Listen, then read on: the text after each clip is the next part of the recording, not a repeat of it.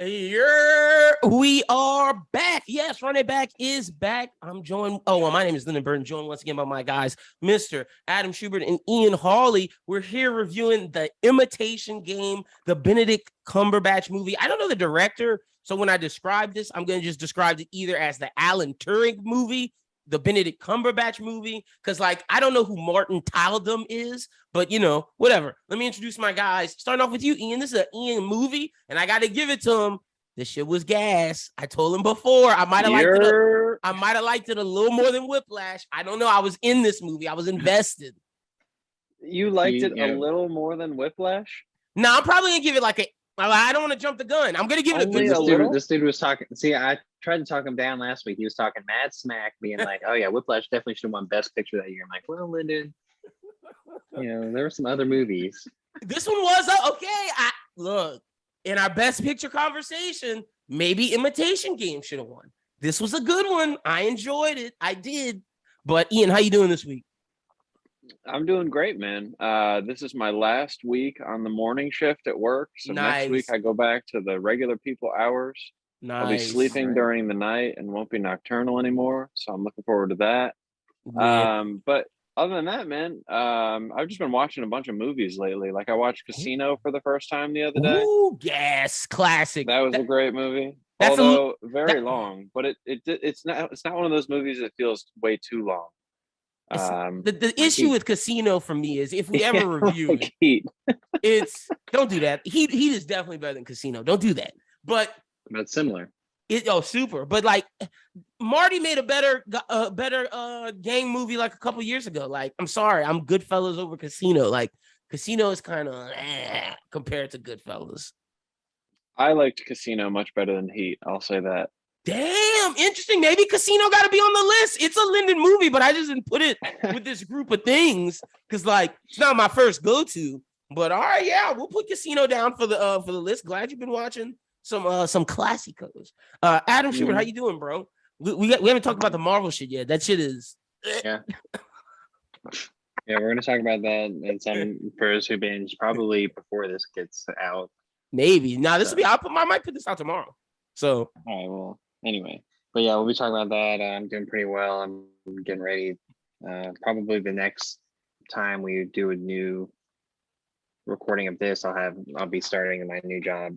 Nice. So, hell yeah, both be good. New positions for both. Love that from my guys. So all right, so let's talk about this move. What was your initial thoughts? I guess for me, I was okay, so I knew this was a war movie, and with war movies, it's either hit or miss for me. It's we either got to be telling a compelling story, I got to have some good action or something, but then it's okay, it's not a traditional war story, so I'm all right, I'm into that. It's about a real person. Okay, I can get behind that. Googled Alan Turing. I was oh, one of the best mathematicians. All right, let's see what this is about. Didn't know he was a spy. And slowly, I was just bought into this story. Good acting. I really like this movie. I was thoroughly shocked of how good this was. Not that I didn't believe in Ian. It was just that I didn't know that this was going to be a banger. I thought this was going to be because war films, like I said, hit and miss. So I loved it. Ian, your initial thoughts. This is your movie, bro. Yeah, I kind of stumbled on this movie. It was made in 2014. I probably watched it in 2015 or 16. Lyndon, I told you off camera that this is my introduction to Benedict Cumberbatch. But now that I think about it, I think I had been watching the Sherlock Holmes series that he was in and just wanted something else that was Benedict Cumberbatch. And so I watched this, I think, with my family, and we all really enjoyed it. And then I've seen it a couple times since, but it'd been a while since I had gone back and watched it. So I'm glad we could do it for this. I love this movie. This is one of my favorite war movies. And I think next to that Sherlock Holmes series is one of my favorite Benedict Cumberbatch projects. This really might be the best Cumberbatch. This is Cumberbatch before he was known for doing shit like this and it became too eccentric. This really might be best Benedict. I know for a fact it's best Keira Knightley coming out pulling a late career performance. Where's she been? But I'm with you 100%. This movie really good. It's up there. Might be my favorite war movie. Might be, and it doesn't even shoot a bullet. I gotta give it that credit. It was that good. Shuby, how you feeling?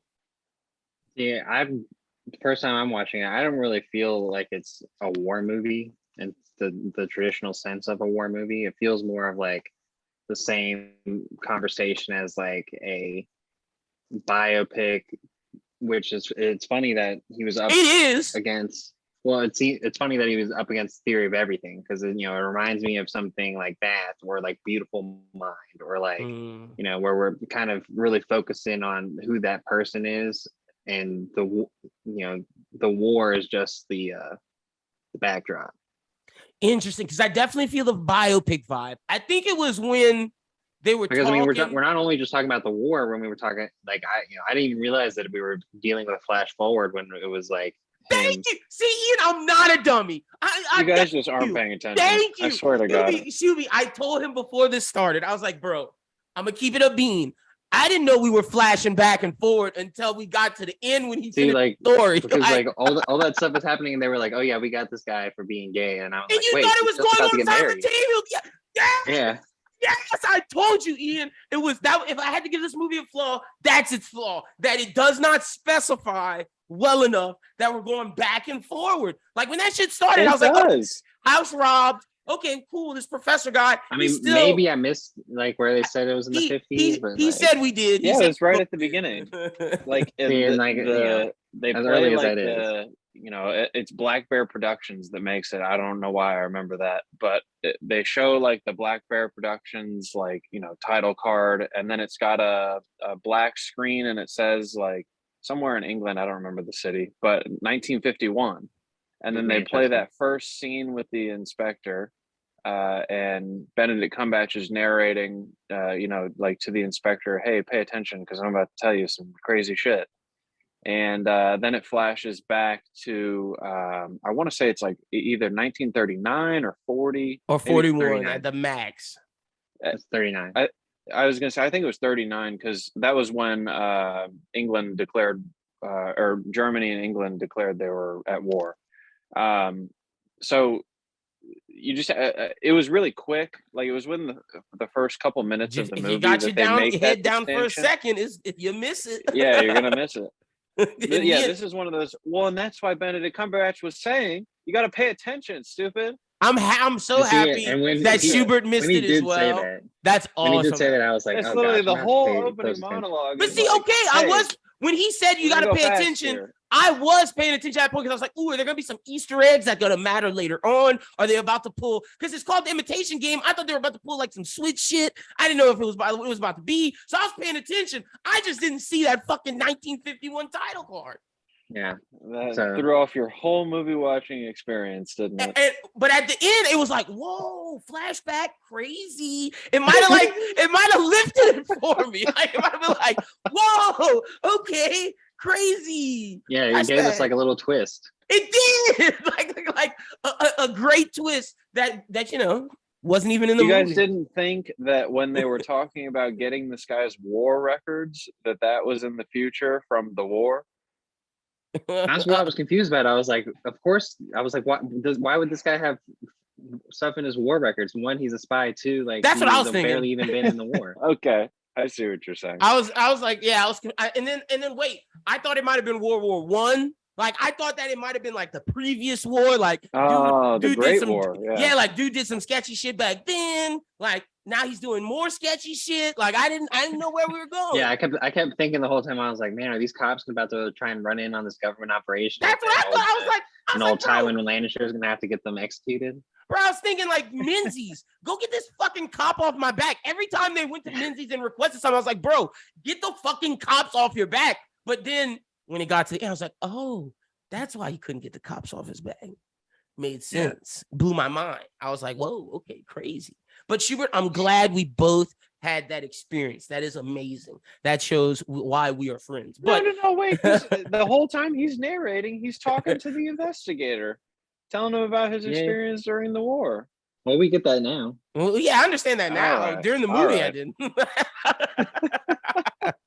Awesome. Well, that's enough for initial thoughts. The Imitation Game is a 2014 American historical drama. Is it American? That should be a British historical drama film. Like, I don't know what that. I guess because it's made in America. I'm gonna say a 2014 American-made British historical drama film, directed by Morton Tildum and written by Graham Moore. Again, if I told you Morton Tildum's work, you'd be like, what? Like, you look at what he did, select filmography, he did this, Fallen Angels, like what the fuck is that?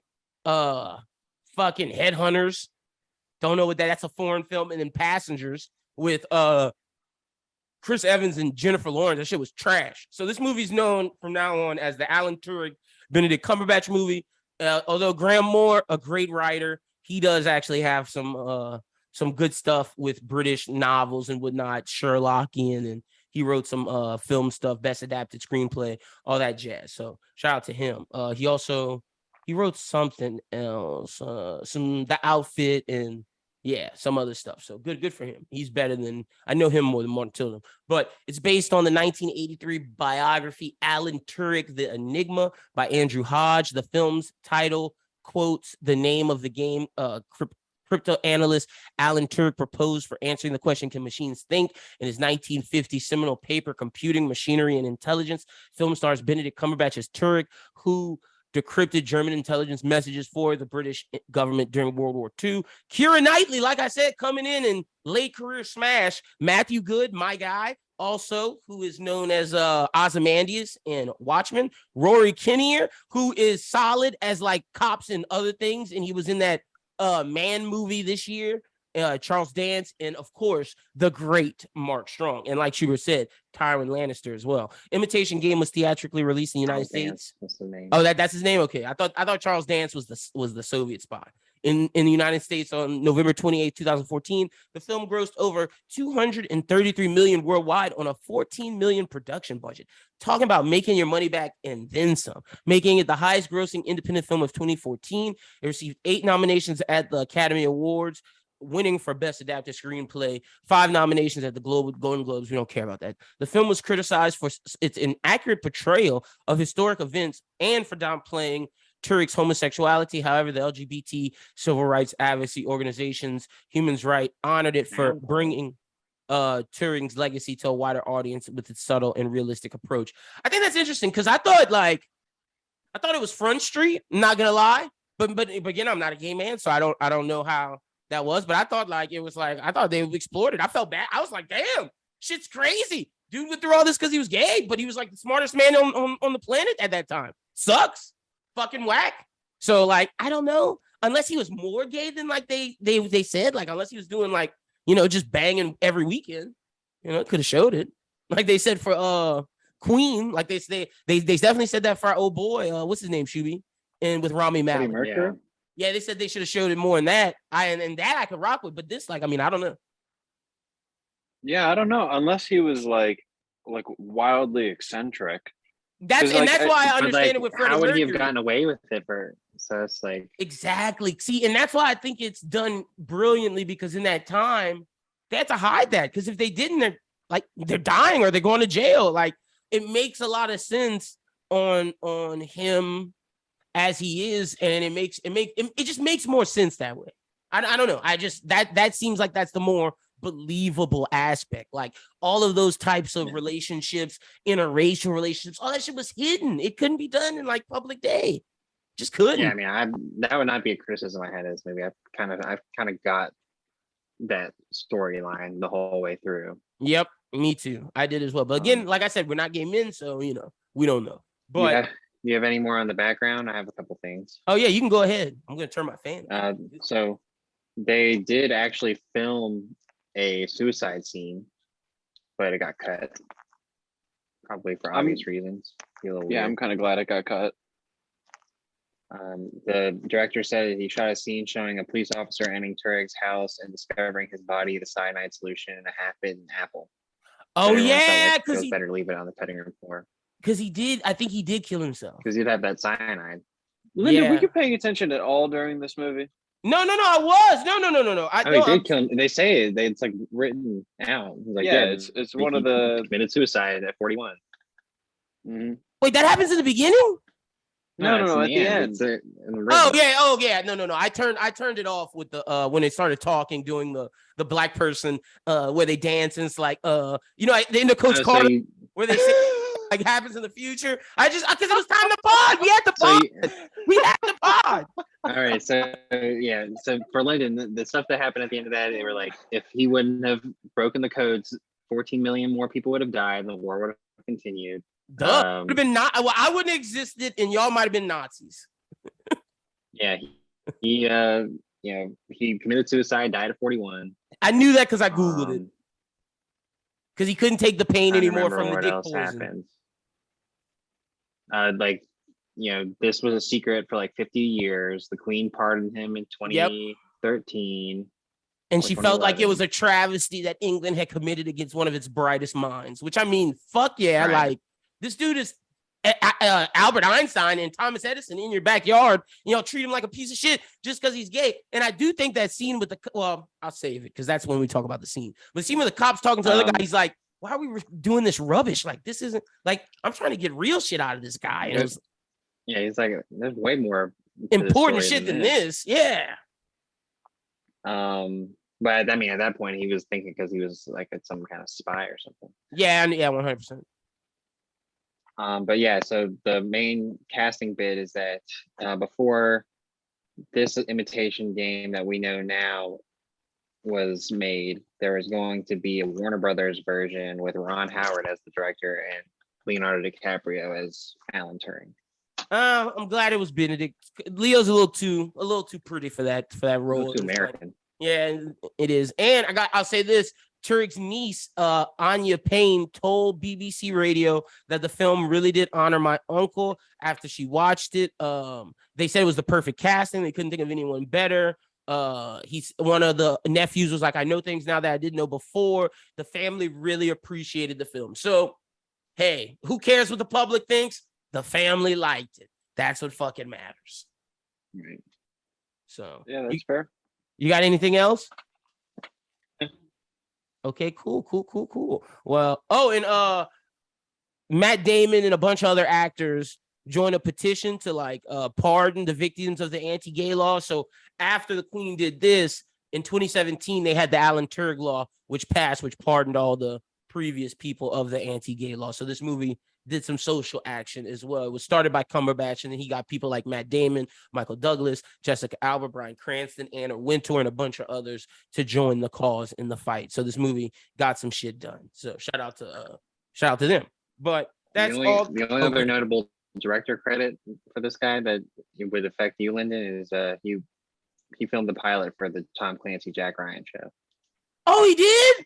Damn, I can't talk shit on this guy. He made one of my favorite episodes. Good for him. But he's not the showrunner, so that doesn't mean that he fucking made it. He just did what they told him to do. But I digress. Good for Morton. How do you say his name? Fucking Morton. Tell them, whatever. Imitation Game. So all right, let's get into it. We discussed if we were going to do this as CNS, which is our basically the version of the pod we did last week where we just talk it through. But Ian was right. This is when you got to go chronologically because it goes chronologically through this man's life, or at least through these events. So I did a scene rundown, classico. I said it starts off with the burglary at Alan Turing's house. Shit was, whatever. It's the burglary. It sets up everything. But I thought it really got going when he met with Deering about the job, when he met about okay, let's meet. And then that's when Benedict Cumberbatch starts acting on 10. And he's like, and then they do that thing where the dude walks out or some shit. He's about to walk out and he was like, and he says something. Then he closes the door and he's like, never mind, secretary, I'm going to talk to him. That's my shit. Anytime they have a protagonist that is about to get cut from a job and then he says something cool or he shows his abilities. And then the leader's like, wait, I made a mistake. I'm in. At that scene, I was all the way in. Does that happen often in movies that you watch? I feel like that's a trope in movies, like the young guy going in has some secret talent. The leader doesn't trust it. Then boom, they let him in. Only difference is in this movie, the leader and him does not become friends in, a sacrifice. So. No, they do not. And a couple of times I was like, man, Benedict Cumberbatch is about to cost this guy's job. Yeah. But see, the whole time I'm thinking, I'm like, Fuck Deering. I'm not talking to his ass. I'm going to Menzies. It seems 100% like the spy division is getting more done than the army division. So I'm not fucking with the army division. I'm going to talk to the spy. And that's what he did at the end. And that's why I started working for his ass. Yeah. I mean, we'll get there. Yeah, sure enough. Okay, so next thing I wrote after that is Turing's trying to break the German enigma. He meets Matthew Good, the leader of the op, who's kind of a dick. Yeah, so Well, yeah, I mean, I thought. Go ahead. If I skip some stuff, y'all can go ahead.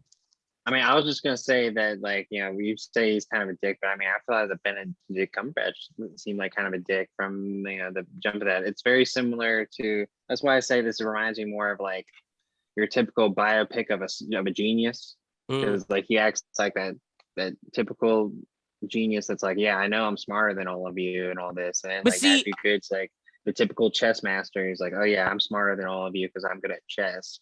Rivals type shit. But see, okay, I told Ian this before, and I asked him based upon Benedict's portrayal, and me asking this is real because a lot of people in the world ask this. Did Alan Turing did he have autism or was on the spectrum of some sort? That's why I thought it was like, oh, Matthew Good, you're being a douche, because I thought the whole time I'm watching this, I thought he could have been on the spectrum. Yeah, but they also didn't really like specify that at all. Not only was it not specified in the movie, but back at the time, they would have just like been like, "Oh, this guy's just kind of weird." Yeah, like, and eccentric. We don't really know. Yeah, this guy's just kind of a loser. Like, they wouldn't have really put like the mental health aspect. I mean, we really haven't even been doing that as a society up until like the past decade or so. For sure. So back then, definitely they'd have been like, "Oh, this guy, like, fuck this guy. He's just a douche, and he's kind of an oddball." Also, they say that, so I was telling Ian about this. I looked it up, asked the question, and someone wrote about this, and they were like, this is mostly make-believe hogwash to say he was an arrogant, apathetic human, and that he was on the spectrum. I guess reports are that he was charming, cheerful, very stimulating, very friendly, warmful. These are all just the different things they described him as. So that's something that may not be accurate of how Benedict's portrayal. But I mean, like Schubert said, it's typical biopic of making this dude the genius that people can't relate to. It makes his smartness seem that much bigger in a sense. So y'all got anything else? He has to like rub people the wrong way for the story to progress. For sure. Because if not, it's like, oh, well, then this guy can get anything he wants if he's a nice guy. Like, then it would make the general look like a villain even more so than he already is. Like, why don't you want to help the guy? He's nice. Like, and I mean, it's the typical genius thing and the typical, like, you know, robot and sci-fi thing where it's like, you know, he only takes things literal. Everything is literal. Like the sandwich thing. It's like, you said this. You didn't ask me this. Yeah, and when he kept saying yes or no, what are you asking me? When he was talking about, do you want to go to lunch? And he was like, hey Alan, we're going to lunch. He's like, okay. He's like, hey Alan, we're going to okay. And he was like, bro, do you want to go to lunch? Oh, he was like, well, you didn't ask me that. That whole time I was like, oh, this douche. I mean, this goes back to when he was in the office. And the guy was like, you probably don't know what jokes are, do you?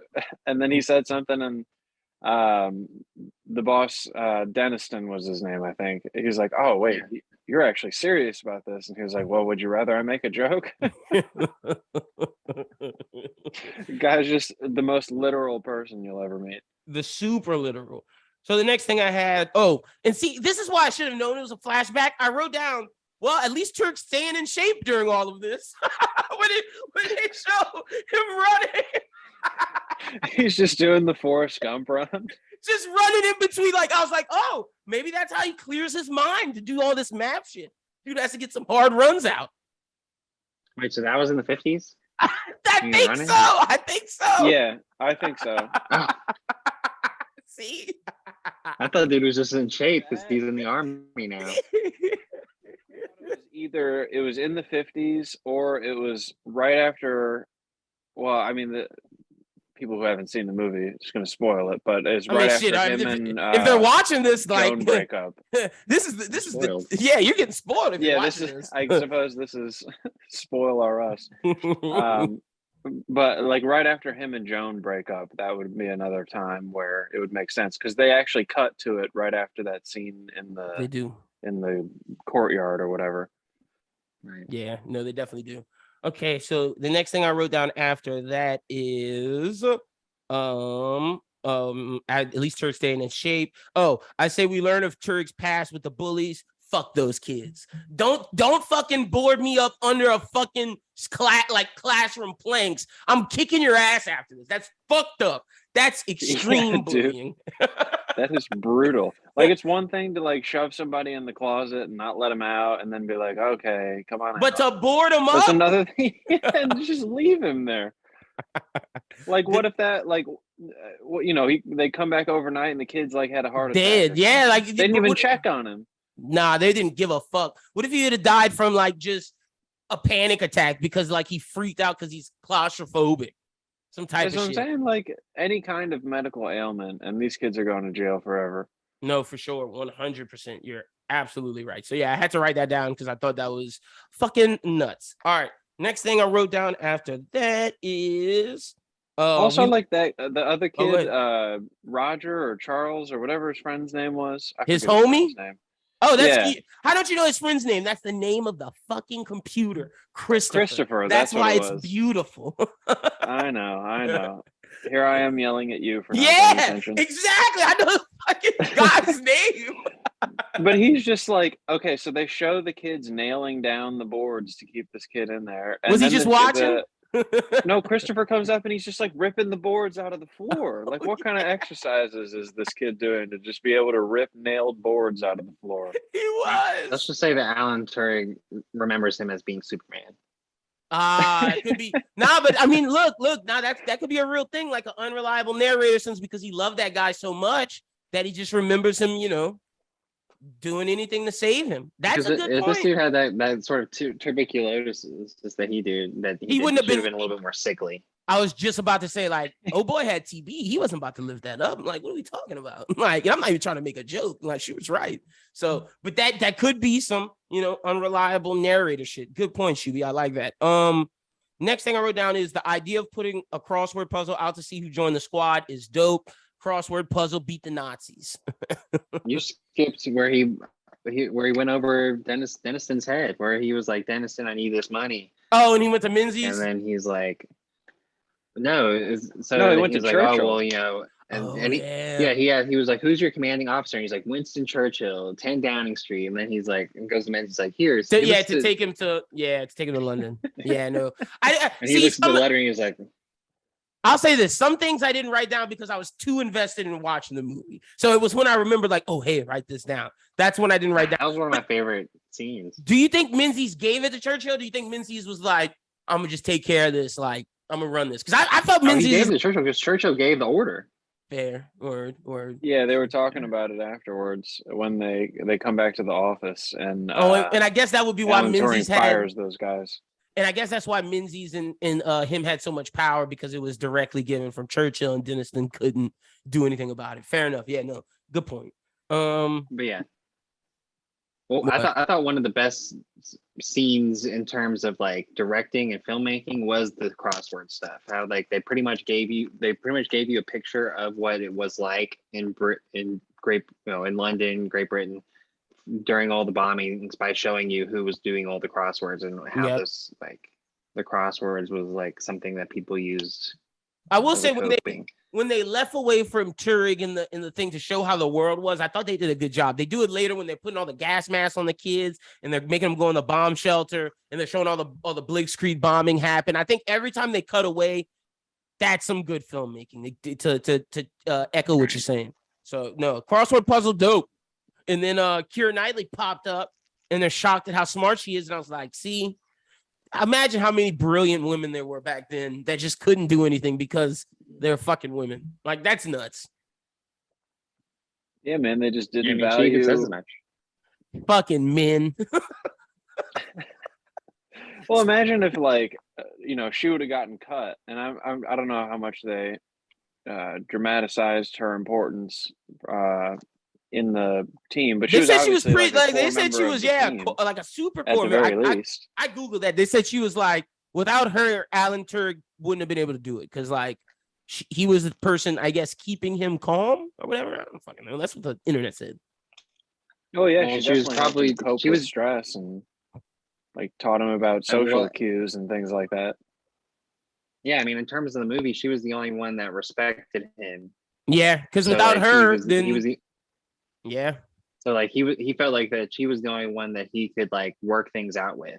Yep, because Crane Cross or Kane Cross and Peter and Matthew Good's character, I always forget Hugh, whatever the fuck his name is, Matthew Good. Hugh, yeah, Hugh. They didn't respect him until they saw, it's the perfect scene because he was like, wait, you're with a girl? And he was like, you?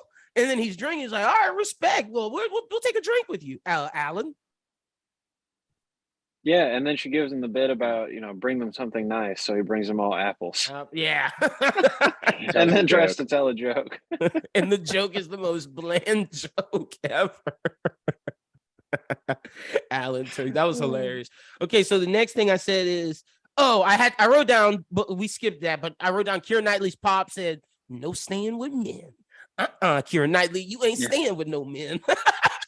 This is where I start writing wild shit because this movie gets wild. Like there's certain things where I'm like, oh shit, look at this. Look at society back then. It was just like, damn. And then dude lies, getting her to go, city boys. If he wasn't gay, that's a city boy move right there, my boy. Getting your lady back in it. That's an old school city boy move. Saying, hey, you go stay with those girls, but you really staying with me.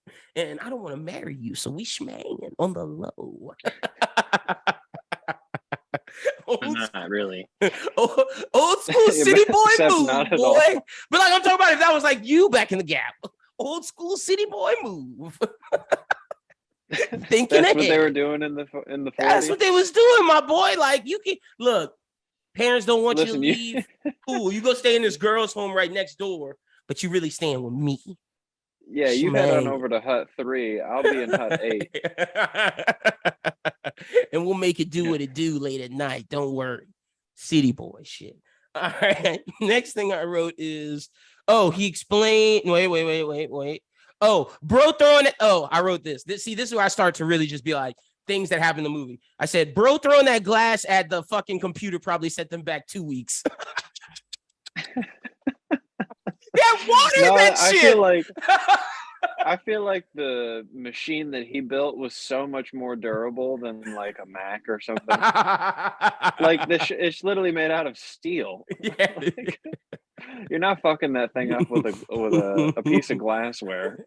But they didn't have water in it. Like I thought some water was. It might have. But I don't really think it was that much. Like maybe you short out like 1 or 2 circuits, but I don't think you're putting a 2-week kibosh on the program here. The shit's down for 2 weeks, brother. This is a big machine.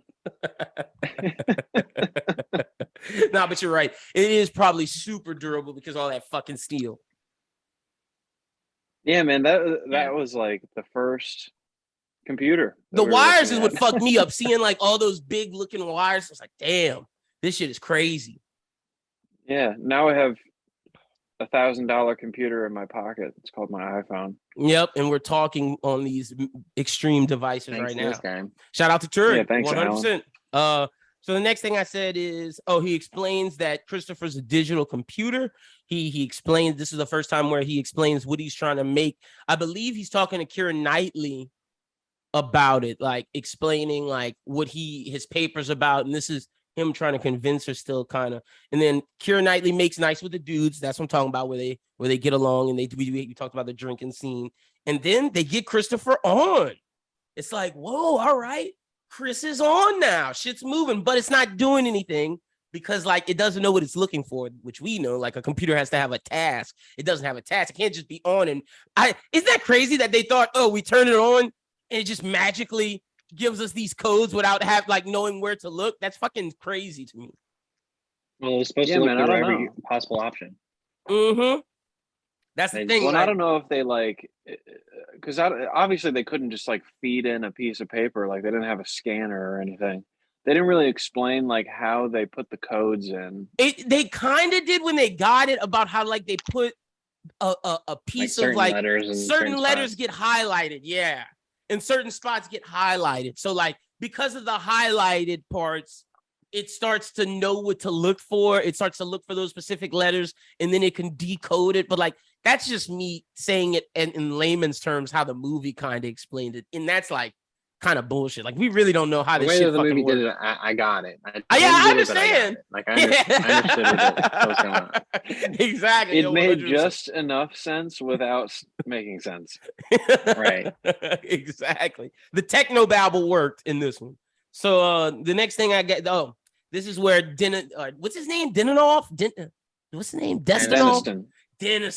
Fucking Deniston comes in, starts fucking breaking shit down. It's like, fuck you, bro. You like, we in this. But this is after they checked to see if he was a spy. They already did that shit. That's something we missed. They already checked to see if his spy poured out his desk. So Deniston's on his ass, then gets his homie from the other guy from the parliament or housing, whatever shit, to come shut this down. And then boom, Hugh Crane-Cross or Kane-Cross or whatever the fuck his name is, the Soviet, and Peter were like, we will quit. And he was like, oh, fuck y'all pussies. And he was like, nah, fuck you, we're quitting. And he was like, whatever, y'all got a month. And then they had a month to get it done. Give us 6 months. He's like, you got a month. But I was thinking the same thing. Like when he was like, yeah, give us 6 months. I'm like, 6 months? People are at war. Yeah. 6 months is an eternity in war. Like y'all might lose in 6 months. Exactly. Yeah. So I was like, 6 months. That's what do you think's going on here, Hugh? Hey, they thought 6 months. But Linda, it goes to our whole thing where we were confused about the timelines because, like, when in the 50s they were like, "Oh, this dude might be a Soviet spy." That's when like they breaking his thing, and I was like, "Oh shit! Oh, I bet the cops gonna get his ass." But then the whole time I'm like, "Well, why don't the military police get his ass? Why is it the cops?" But whatever. If he's a spy, see, Ian, every time like something like that happened, it bolstered the fact that it's like this shit's happening concurrent. Now you got to go back and watch this movie again and see if it makes more sense, or see if I like it more the other way. Like knowing there's no you twist. Just don't know. Might take down the rating. Who knows? But next thing I wrote is the boys get Alan a month. And then Knightley went in on his ass because he was like, she called him a monster and all kind of shit. And that's when he proposes to her because she was about to dip because she couldn't be a single woman, like staying with his ass. And then they get engaged. But the big thing is at the engagement party, Alan's friend, or who he thinks, Crane-Cross, straight up comes out and is like, bro, you gay, huh? And he was like, whoa. No, that's not what happened. No, don't say that shit. I know it wasn't like that, but I'm telling you, that's what happened, essentially. No, that's not what happened at all. Benedict Cumberbatch brings it up. He was like, I don't know if I could. Yeah, what if I don't want to love her this way? Sleep with her? And then he was like, well, gay, I kind of figured. I just was embellishing, making some jokes. Sorry. Sorry. How dare you? We're already. I thought that scene was kind of weird because I'm like, why are you just like randomly telling this? It's out in the open, yeah. Really, like that close to your deepest, darkest secret. But I think he tried to phrase it in a way so that they wouldn't know. But then Kane-Cross just came out and said it, and then he was like, "Fuck it, well, I guess we'll talk about it." Yeah, and then he was like, "But that isn't. Are we sure?" With dudes, and I was like, What happened between school and now? You're just like still sad over Christopher. My man was getting handies, bro. That's what they said. They said the prostitute was giving him handies and sucking his wang. Hey, Alan Turing was a pitcher, not a catcher. But that was after the war. Yeah, true. That we know. That was after the war, 100%. Okay, so then after that happens, he meets with the cop, says the title of the movie, and this is where I'm like, okay. I'm starting to flashback. We're going on the Imitation Game. I was like, this is interesting. They're saying, did you like this, Schubert, as a saying the title of the movie in the scene? Sure. I mean, yeah, I thought it was kind of weak. I thought this was a kind of weaker one of saying the title in the movie. I was like, you didn't have to say it, but I get it. Like, which one's real, the computer or me? Like, which one's human? Am I not human? So that sort of thing. I thought that was an interesting question, but you didn't have to say the Imitation Game. But whatever, I get it. Next thing I wrote down is, they go to the bar and this Helen woman is looking at Hugh, loving, like, telling him like, oh yeah, I looked at him, then I didn't look at him again for the rest of the night. Like, lady, if you're dating in 2022 and you looked at a man for 5 minutes and then stopped looking at him, he's not going to talk to you. Yeah, man, it's just like, you look at something like this, and then you look at what happens in bars today, and it's like, wow, we went so far downhill as a society. Or did we? Like, that seemed way too easy. Just like, oh yeah, I like this guy, I'm gonna marry. Well, yeah, because now you're just sitting there. It's a dark bar. Like, most bars aren't well lit. Like, this is like just normal lighting in this bar in a restaurant, essentially. We're dealing with like the lights overhead are all off, and we got like strobe lights. Yeah. So it's already not conducive for conversation. And then you lose the actual social cues of like when you want, when you want someone to approach you, like being polite and like buying them drinks and shit like that. Is now it's just about like girls trying to get free drinks. And dudes trying to get laid. And yeah, like the whole, I mean, I guess it's better today because there's no charade. Yeah. But also at the same time, it's like how do I go up to a girl in the middle of a crowded nightclub where I just have to like yell into her ear? You don't meet your girlfriends at the bar. That's the rule. You don't. I didn't say girlfriend. Oh, don't put words in my mouth. Well, look at this guy. Look at you, dog. Why are you trying to meet women at the club if they're not gonna be your girlfriend? I don't try and meet women in the club because I don't go to the club. Fair. I hate the fucking club. Same. And this is one of the reasons why. It's like, you can't actually meet people in the club, guys or girls. Like, what am I gonna do? Just yell at this guy all night? Yeah, you're not gonna meet anybody at the club. Yeah, no, for sure. I do agree with that. Fun fact about Helen. The actress who plays Helen and the actor who plays Karen Cross are married in Downton Abbey. Oh, good little English factoid. I like that. Who are they in Downton Abbey? Are they like famous people? Or? Well, she's a small role in the show. Okay, but he's like the driver for the family. Oh, Karen Cross. He's a big character in Downton Abbey. When I saw him, I was like, oh, that. I know who that is. Downton Abbey. Real. Okay, good for him. So then the next thing is because of Helen. Oh yeah, like we're saying, because of Helen meeting Matthew Good, Hugh, they're talking, blah blah blah, and she's like, I feel like men and women can't work in the workplace because I've fallen in love with someone that I've barely even met. Talking about the German, and then Alan's like, "What the fuck? Say that again." And she explains it to him. Basically, the dude's been typing out the letters that start with his girlfriend's name every day, and like the same code essentially with Hail Hitler at the end. He then figures it out, goes and looks for specific things, specific wording or whatever, and boom, they broke Enigma essentially because of Hail Hitler and the word weather. Right. Dumbass Germans. I thought that was a great line by Benedict Cumberbatch. If I had any best quotes, it's, oh, the only German I needed to know was Hail Hitler. When the guy was like, yeah, do you not know any other language? And he was like, no. And he's like, get the fuck out of here. And fuck you, Denenoff. Why do I keep saying Denenoff? What's his fucking name? It's not that. Deniston. Fucking Deniston. Why do I keep saying Denenoff? Deniston. Yeah, fuck you, Deniston. So then after they figure it out, they break Enigma. And it's like, okay, we're starting to figure out code. They're putting all the ships, they're placing everything. They didn't tell Deniston when they figured it out, which I thought is very interesting that they did. Like, they figured out the code. They didn't tell anyone. I know they explained it, but I thought it was they explain it after they start doing what they're doing. You know what I'm saying? And that's the scene next with the Peter, whose brother dies because they know where the ship is and they don't want to go tell them to save the ship because they realize if they fix this code, then the Germans will change it. But to me, I feel like that's something you tell the generals and they decide that, like, hey, we're not gonna do this such and such. We're gonna keep y'all breaking the code so we can know where to go. I just thought it's interesting that they had that much power.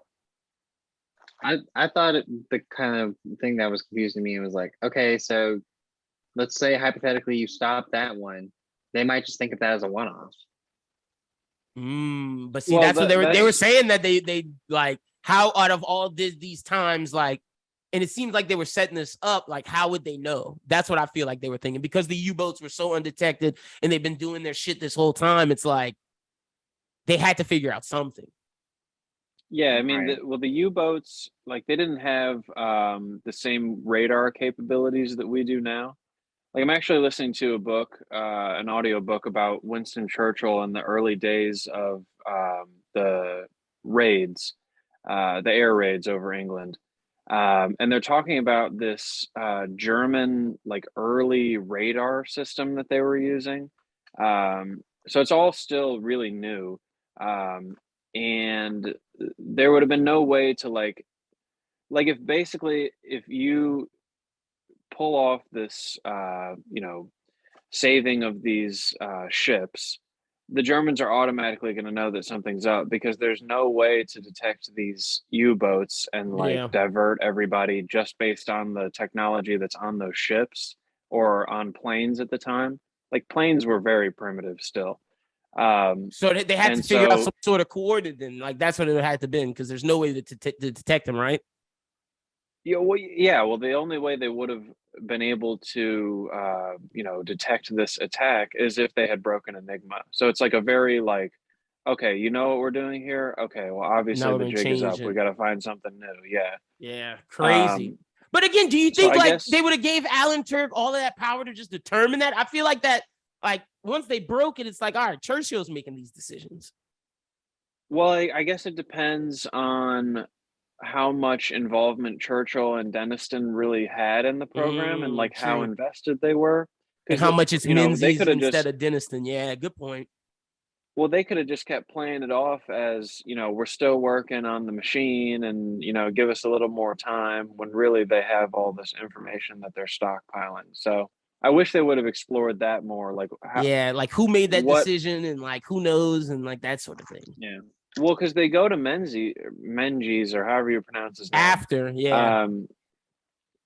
well, like right after they break the code. And they put all the ships on the and map. And they get him involved. Yeah.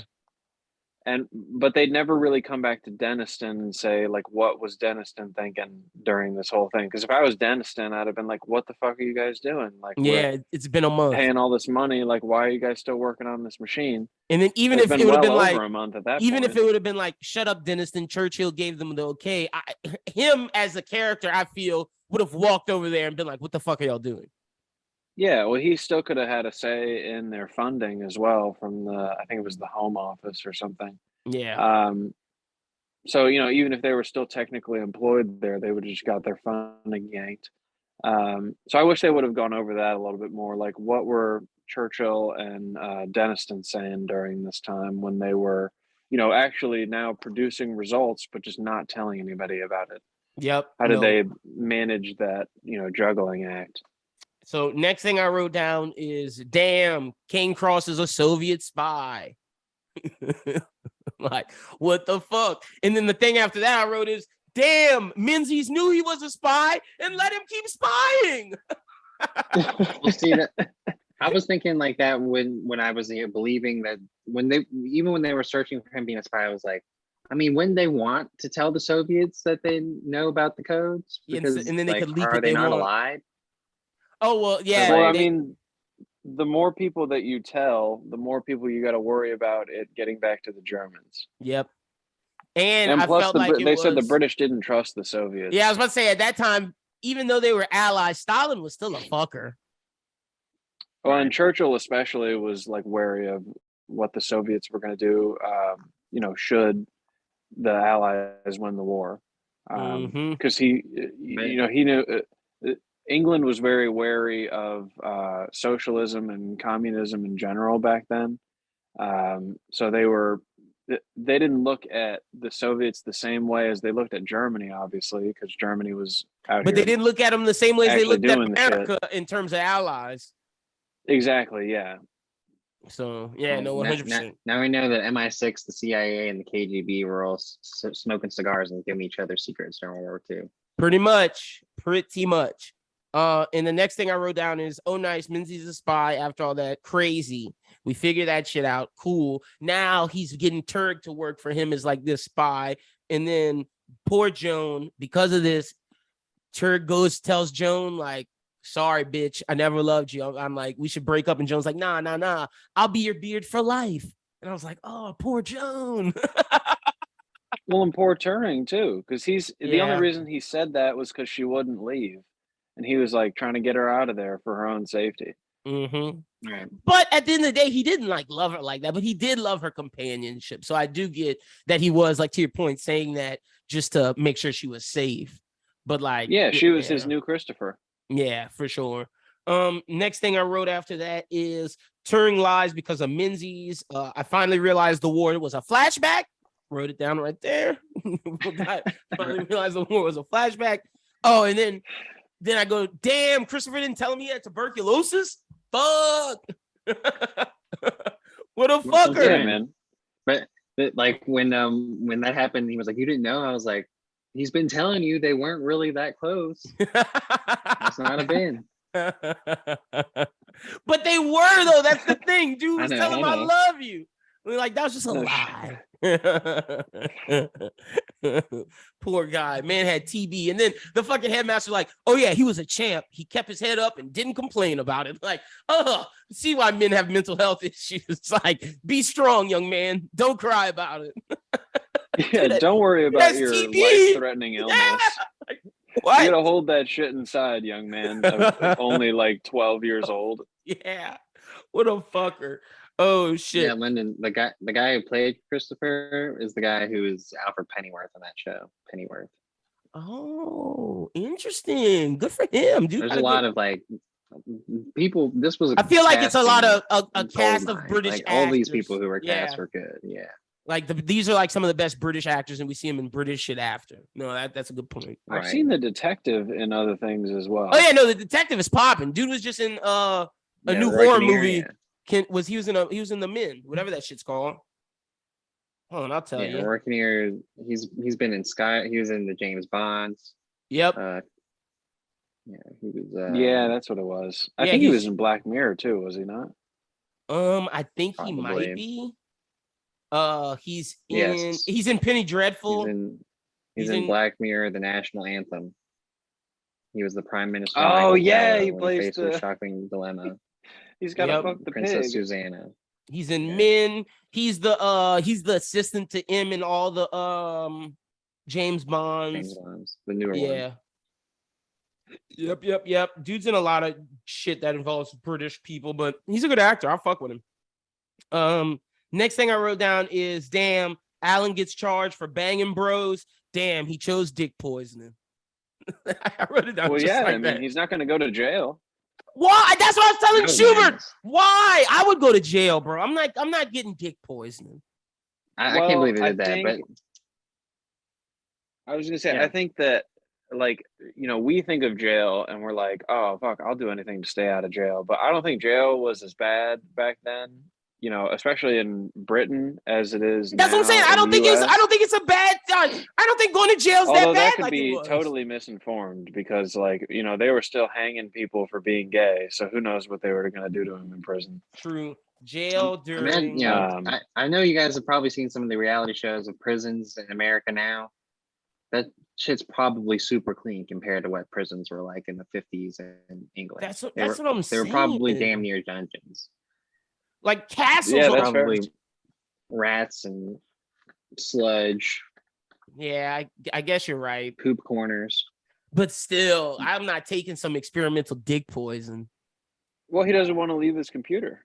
Yeah, he doesn't want to leave Christopher again. And that's like the whole thing, the embodiment of his lover. So yeah. And then we find out Joan is no longer a beard. She got married to some jock. And we don't know if she's happy, though, because she brings up that normal shit. Whose name is literally Jock. Yeah, it is. Fuck, it is. And she's like, I don't know if I'm happy with my normal, and I wouldn't want you to be normal. And of course, if Alan Turing was normal, all these people would have died. Real shit. So that's pretty much the end of the movie. And then we get the Coach Carter card of telling us what happened to everybody.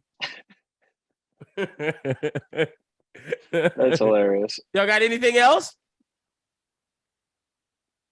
I thought the juxtapositions, and you, Lyndon, you kind of touched on it a little bit earlier, but the juxtapositions of what they're doing in their little shop, their little army base, versus the scenes that show of the war. Yeah. And some of that was actual footage. Some of it was, I'm sure, Film CGI shit. or Yeah. shot later.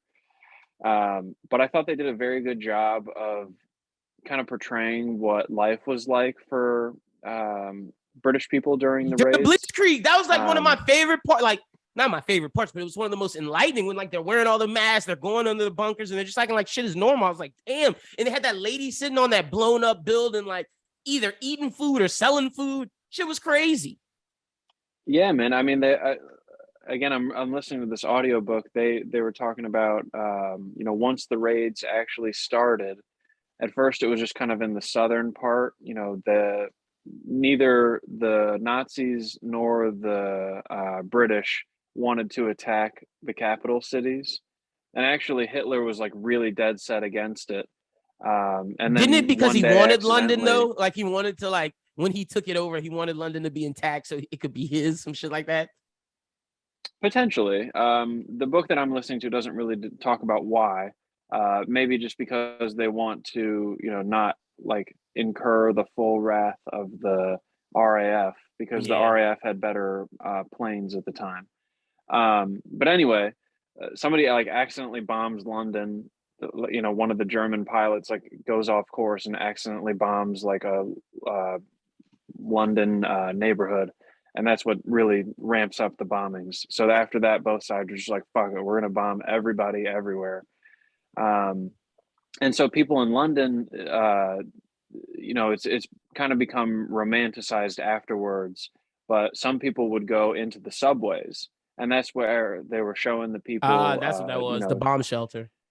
yeah, they would use the subways as bomb shelters. And some people had bomb shelters in their homes, like, in their basements or whatever, but it wasn't very common. Yeah, you had to be And rich for that, so I'm some assuming. people, yeah, and like have them installed. Yeah. Um, and so there was a lot of debate, basically the talk of the town every day, because England had like a blackout policy at night where everybody shut their lights off. They shut street lights off. So if you went out at night, you were literally just walking around in the dark.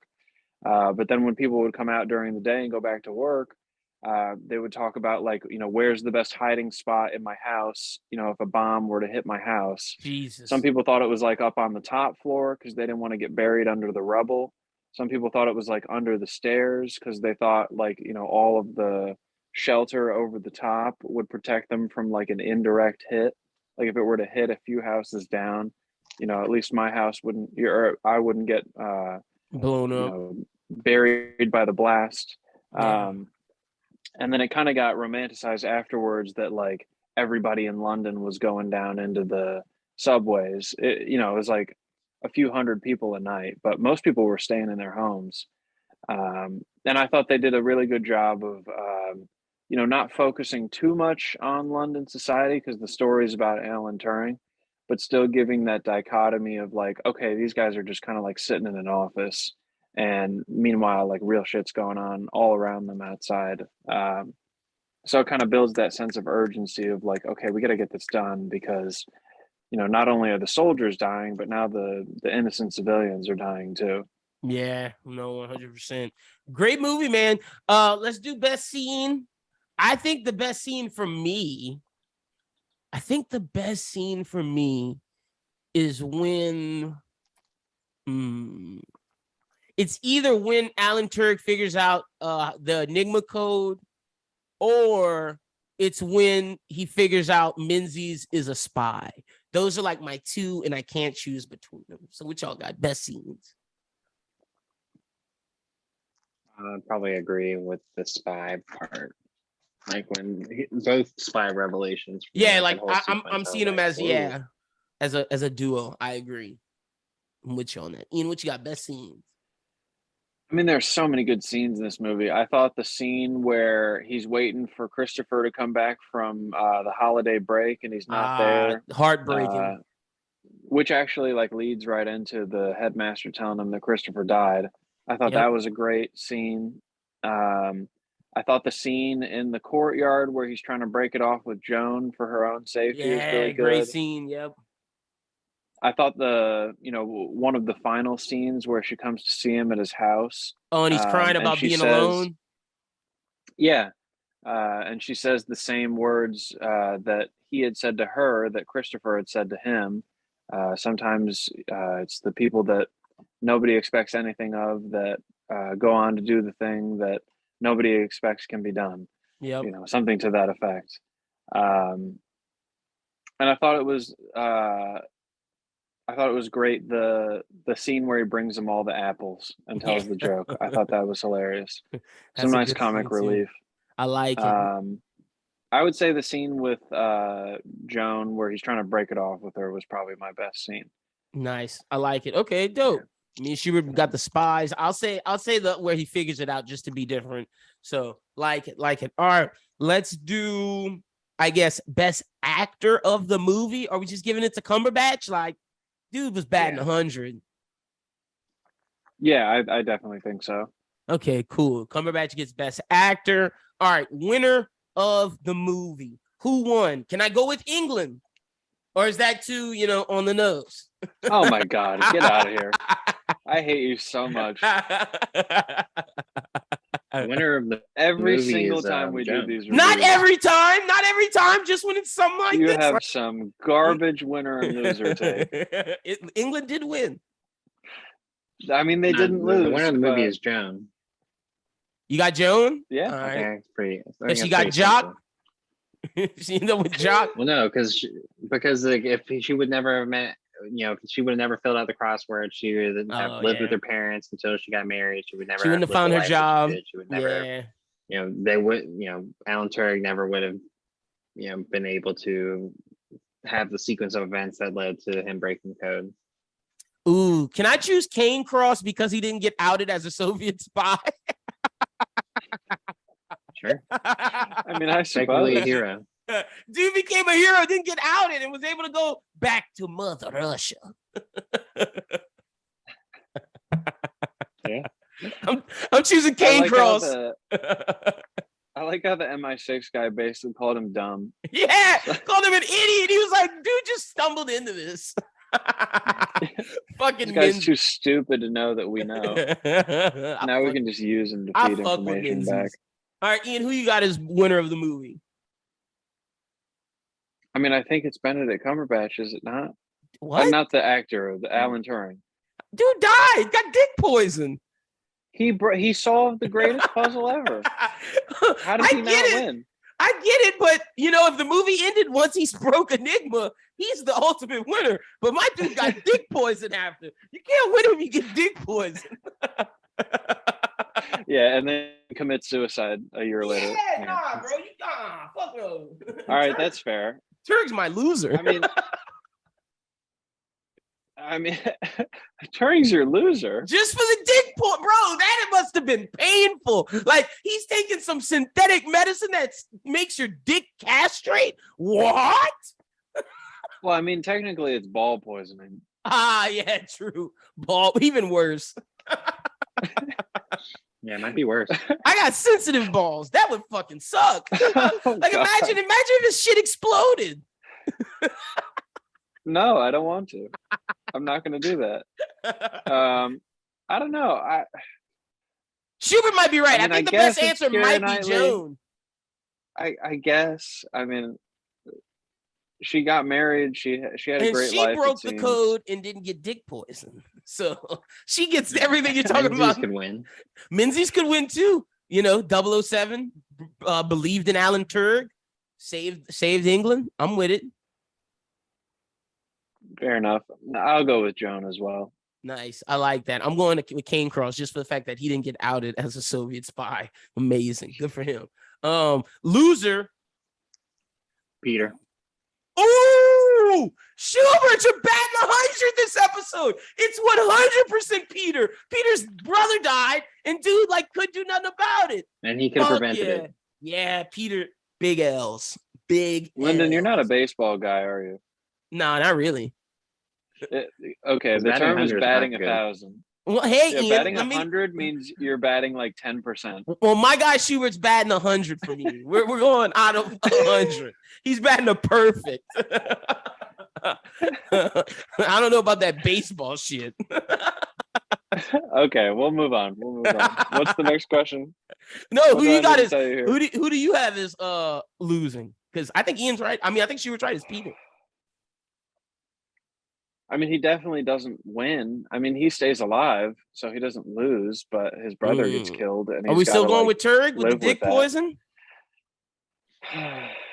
'Cause I'm okay with What it. ends up happening to Hugh? I don't think we ever really get a resolution. Hugh just starts for fucking Hugh just starts fucking broads, man, and telling people I saved England. Yeah. Hugh's that fuck boy that's at bars like, hey baby, do you know who saved you? Me. Hugh. No, they didn't tell anybody. Look, Ian, this is my fantasy world of the type of guy I see Hugh as. Like, this is headcanon. Do you not think Hugh was this frat boy that was like, fuck yeah, babe, I just saved your ass? I mean, he probably let something slip to a woman or two throughout his later years, but That's what I'm saying, man. After the war, he kept winning chess tournaments. For real? Yeah. Good for him. Fuck yeah. He probably killed it. You might be the winner. Dude's winning chess tournaments and solved the thing and was a major factor in solving it by doing the diagonal thing. And without him talking to Helen, Alan Turing would have figured it out. He might be a big winner. yeah, that's fair. I would say Turing is probably the loser. I'm glad you He did. does. Yeah, dude gets dick poisoned. Even though she said Peter, I'm going with Alan Turing as well. All right, sixth man of the movie. Let's get the starters out. Alan Turing, Joan, Hugh, Kane Cross, Peter, Menzies. We're giving Menzies a starter. Can we give what's his name?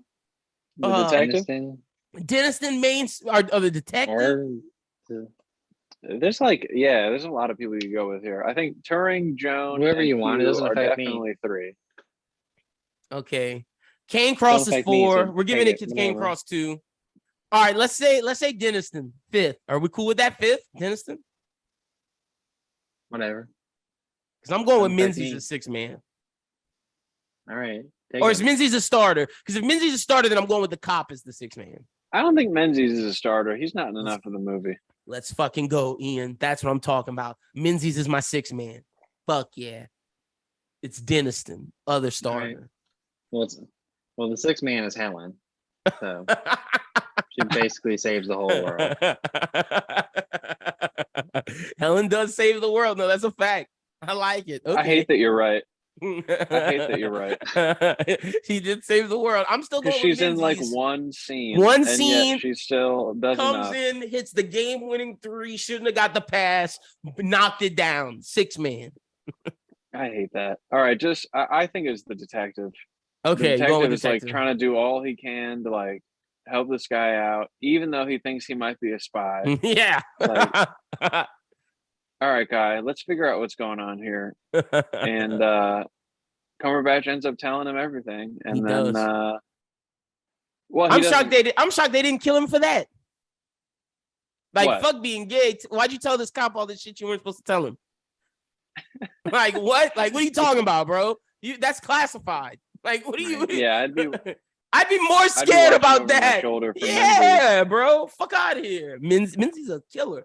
So, all right, you going with the cop? Although, no, fuck this cop, because he doesn't end up actually doing anything. He's still got to choose between prison and dick pills. So. Yeah, the cop doesn't help him. My alternative one would be Christopher. Ooh, young Christopher's a good one. Or is it computer Christopher? Both. Ooh, I like computer Christopher being some winners. I do. That's Linden enough for me. That's a little weird. I like it. God damn it. All right, let's get our rating out of here. Let's do this. Out of 10, what we're going. I'll start with you, Schubert. What you got? 8. 8 solid? Yeah. All right. Ian, what you got? I'll say 8.5. Ooh, Ian, I was going to go higher than you. I'm saying 8.7. Divided by 3. It's at a solid 8.4. Lyndon ruined this by telling me that they messed up Alan Turing. I would have given it a 9 for sure had he not told me that. Hey, it's true. That's why I'm giving it 8.7. But I still like the movie. I'm still with it. So it's sitting at Pulp Fiction 8.4. I think that's fair for this movie. I don't think 8.4 is bad. I think that's no, fuck Pulp Fiction. I think I would have it. That's on the low end, but I would put it, a little about like 8.5, 8.6 area. No, don't do that to Pulp Fiction. Don't you dare.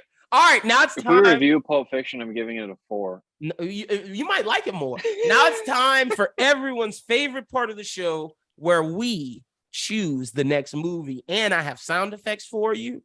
So let's do this. Oh, is this their favorite part of the show? I mean, look, it's my favorite part. You took a poll. This is my favorite part is knowing what we're doing next. I love it. It gets me so hyped every time. Like, I love reviewing the movies, but figuring out what we're doing next, oh, it's incredible. This was one of Schubert's best ideas doing this. This creates anticipation. It's just great. It's amazing. So, all right, let's do it. I got all our movies are in. All of my movies are taken out. I took out Ian's movie. So yeah, we're good. All right, let's do it. Sound effects, baby. What we got? What we got?